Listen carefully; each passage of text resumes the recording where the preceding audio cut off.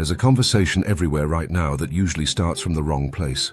People say, no one wants kids anymore, as if that were a moral collapse, as if choosing silence, freedom, or a different kind of life were some kind of failure. Let me be clear from the start. Not wanting children is fine. Completely fine. If you don't want kids because you don't feel the call, because your life is structured differently, because you value other forms of meaning or connection, that's not selfishness. That's emotional responsibility. The problem begins somewhere else. It begins when someone says calmly and proudly, I want kids, but first I need to become someone. I need stability. I need to heal. I need to give them what I never had. And right there, we're no longer talking about parenthood. We're talking about unresolved trauma wearing adult language. Having children is not an audit of your childhood. It's not a final exam you pass once you've achieved emotional enlightenment.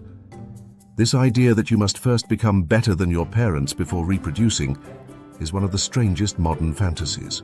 Better how? More money? Fewer scars? Perfect mental health? Zero fear?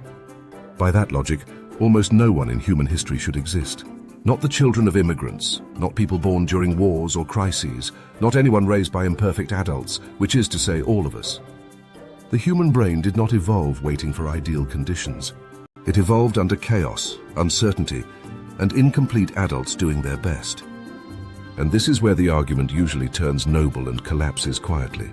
I don't want my child to suffer like I did. It sounds compassionate, but it's naive. Suffering is not a design flaw. It's part of being alive.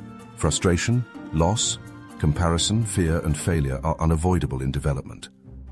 Trying to eliminate suffering from a child's life isn't love. It's anxiety with good branding. Worse, it turns the child into a project, a redemption arc, a silent mission to heal wounds they didn't create. Before they're even born, they're already carrying your fears, your expectations, and your unfinished emotional work. That's not conscious parenting. That's postponed therapy. Now, to be precise, this isn't an argument for recklessness. This isn't have kids without thinking. Resources matter. Structure matters. Presence matters. But perfection doesn't exist. Completion doesn't arrive. Adulthood is not a finished state. It's a permanent beta version. If you wait until you have no fear, no doubt, no unresolved history, you won't just avoid parenthood. You'll avoid life. There's something deeply neurotic about the idea of fixing your life first and then bringing someone into the world, as if existence were a spreadsheet with emotional KPIs. Human bonds don't come from perfection. They come from responsibility taken after the fact. From showing up, staying, failing, adjusting, and learning while doing. That's how attachment forms. That's how brains develop. That's how civilization survived for thousands of years. So no, this isn't a moral lecture. Not wanting kids is valid. Wanting them doesn't make you superior. Neither choice gives you moral authority. But if the reason is, I need to repair my childhood first, that's not clarity. That's fear speaking in a calm, educated voice. And fear, no matter how well dressed, is still fear. Sometimes we don't need to build a perfect future before living. Sometimes we need to stop demanding that a future life repair a past one. That work already has a name, and it's not parenthood. It's therapy, and that's okay. This is 277 Broadcast.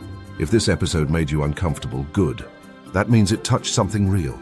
Subscribe, share it, and remember, not having kids is fine. Having them to fix yourself is not. No child deserves to be born with a job they never applied for.